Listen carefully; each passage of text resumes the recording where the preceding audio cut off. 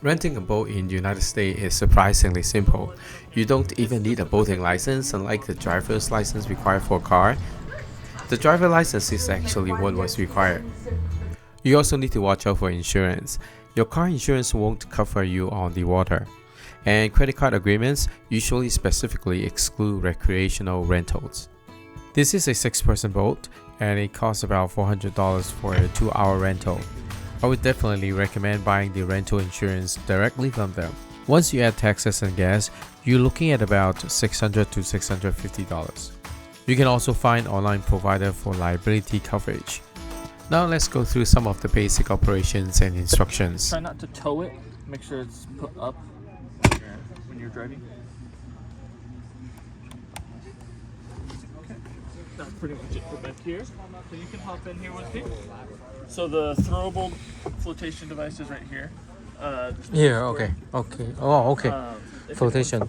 I see. If anyone falls overboard, you just throw it to them. Okay. They just have to hug it.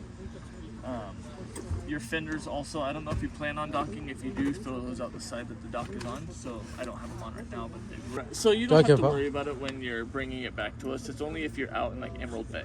There's a dock in there that you would hang them on. Ah, I see. Yeah. So in here is going to be your Bluetooth speaker.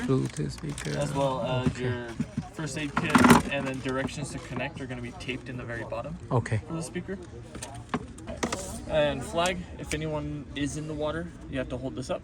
Okay. But if you notice another boat with it up, you have to give them extra space because they're out there like tubing or wakeboarding. Makes sense. And they're not always right next to the boat. They're going to be like 50 yards because the boat's doing a U-turn. Okay. So, under these two seats up here, Okay. if you just lift them up to the middle, that's where your emergency life jackets are going to be. Okay. It's like the ones you wear on the airplane. You throw them over your head, okay. you take the buckle, wrap it around and buckle it.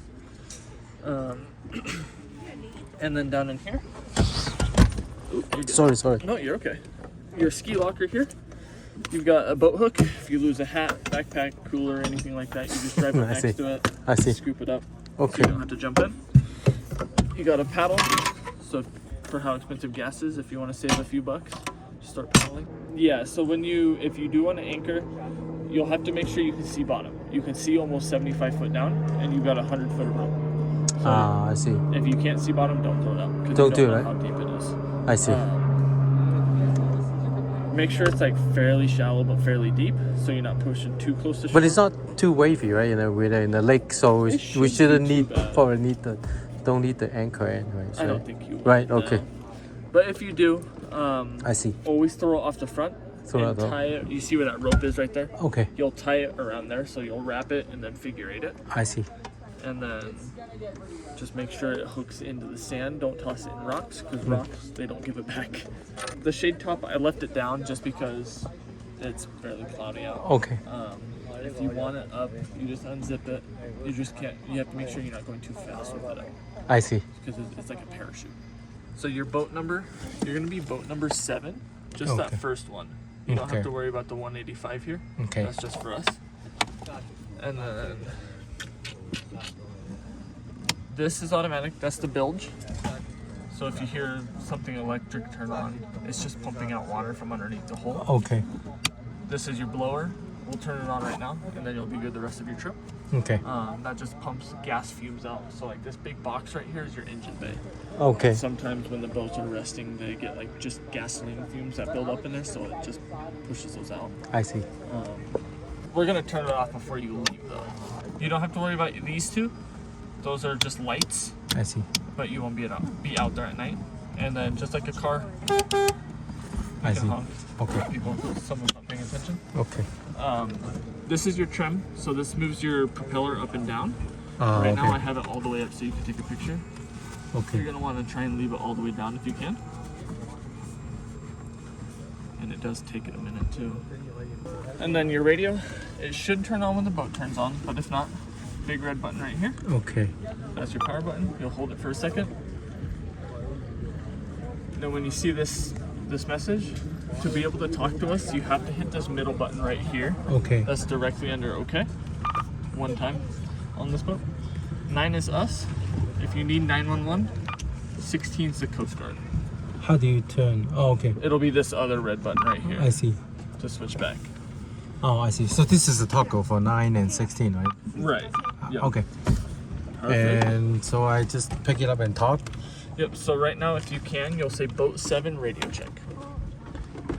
Hello, boat 7, a radio check. You're good. 10-4. Perfect. Just proceed to the red. Oh wait, never mind. Okay. So yeah, that's that. Thanks, Ben. Make sure this volume stays up. Some people will turn it down and forget to turn it back up on the way in. So they're like, "Hey, we're coming back in," and then we'll say, No "Yeah, one know. copy." And then they're like, "Did you guys hear us?" And they just can't hear I us see. until they get in. Okay. Okay. It is annoying hearing all the radio traffic, but No, safety first. So Right. I appreciate it. so this is your throttle.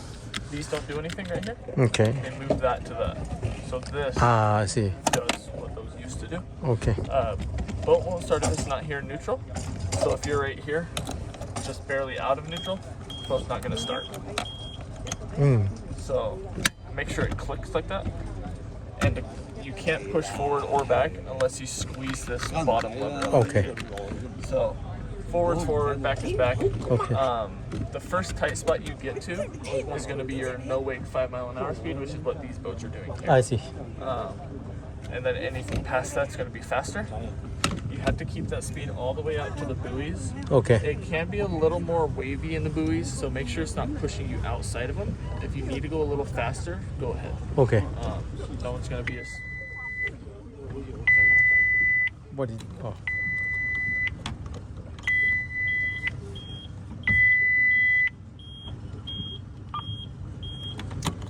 Radio's being dumb as well. Saying low battery, but it's not hooked up to. It's on the boat battery, not its own battery. Okay. So they do that every now and then. Okay. So if you need to slow down quickly, you're gonna bring it down to reverse I see. and back up. The last thing is the fast idle start. So sometimes these older boats will have a bit of trouble starting. So if you're turning it on and it's just like it's turning over but it's not staying on, don't try it more than 3 times. Okay. So what you'll do is you're gonna hold this in right here, this button, Okay. and you're gonna bring it forward. So it's just gonna be like revving the engine on a car. When you turn the key, you're gonna give it gas at the same time. So you'll go.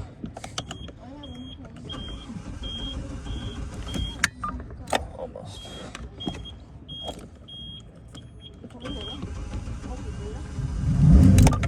Just gonna get loud like that, and then bring it back down. It started up fine when I first brought it over. When we start fishing. Oh, you're fishing? Yes. Oh, I love fishing. You love fishing? I love fishing. Where should I go? So should we like go out a little bit and then stop the boat and we can start fishing, right? Right. So, what are you using for bait? I'm curious. I bought worms. Worms? Yeah. Perfect. Yes. Okay. So, you can't fish in Emerald Bay, unfortunately. Okay. You So wanna we make- don't. So when we go out, if we don't go that side, it's okay, right? We in the middle of the lake, it's okay. Right, but you don't want to be too far out. If that Oh, makes sense. You want to be like you have a depth finder right here. Okay. So we're almost 5 foot deep. Okay. Try and stay anywhere but like 80 foot Okay. if you can. Okay. And Copy that, boat 40. you won't be able to see bottom, but if you can feel rocks, you're in a perfect spot. Bottom fishing. Right. So there's do you know what lake trout are? Mackinac? They're big. They're big, really? Yeah. Okay. And they love worms too. So if Okay. you can get anywhere that's rocky and about 80 foot deep, and you just drop it down there and let it float around, they're gonna pick it up. So when I go out and turn right, Right. yes, Yeah. it's better than going to Emerald Bay then. Right. Emerald Bay is left, right? So Yeah. Yes, okay. It's probably they're both probably about the same distance away from here. okay, Cave Rock might be a little farther. okay. But I don't want to be too far in the middle. Right. So see. if you start getting over 100 foot deep, I mean, there's fish at 100 feet deep, but without a downrigger, it's really hard. I see. Like a downrigger is like this big thing to hang off the side of a boat, and it keeps your line way down. It's a big weight. It's crazy. I've had my luck around Cave Rock going fishing. Okay, Yeah, I'll put a big weight on it and I'll just chuck it quarter mile out. I see. And Oh, I need Let us see. big weight. I don't have big weight. you don't have big weights? I don't have big weight. No. What's your biggest one? Shit. We were planning to stay on the dock originally, but they said no fishing, so that's why we came here. I have all my fishing gear in the car. Maybe I should go with you. Please. Yeah. I asked if they have a charter. They said no. I mean, I could go out with you. They just charge you more. Before we head out, one big reminder, we should always check the local fishing and boating regulations.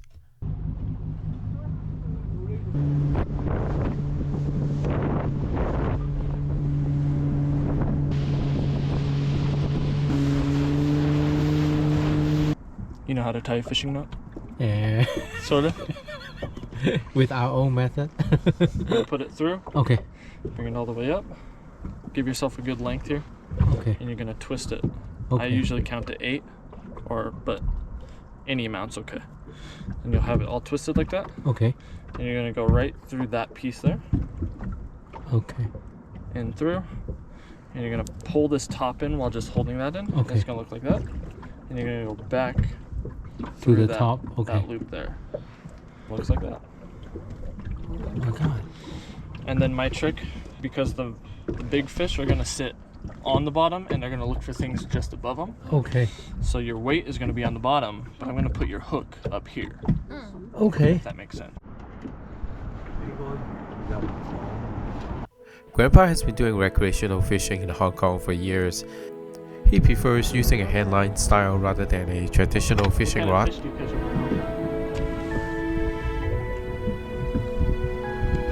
It was always one of his dreams to pull in a big fish on a charter fishing trip. We looked into several options, but the open sea proved to be a bit too rough for his health.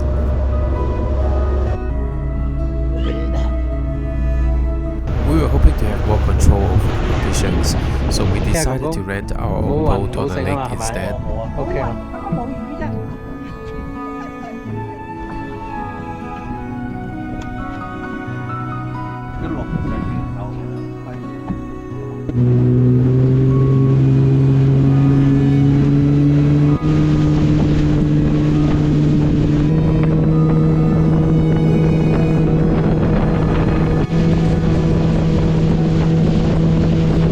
Even though we didn't catch anything that day, Grandpa still managed to show off his magic back at the dock. I believe he earned at least half a check mark on his bucket list just by completing that boat trip. Sadly, that was the last boating trip we ever had with him. He passed away peacefully in Hong Kong shortly after. Thanks for staying to listen to my story. I'll see you next time.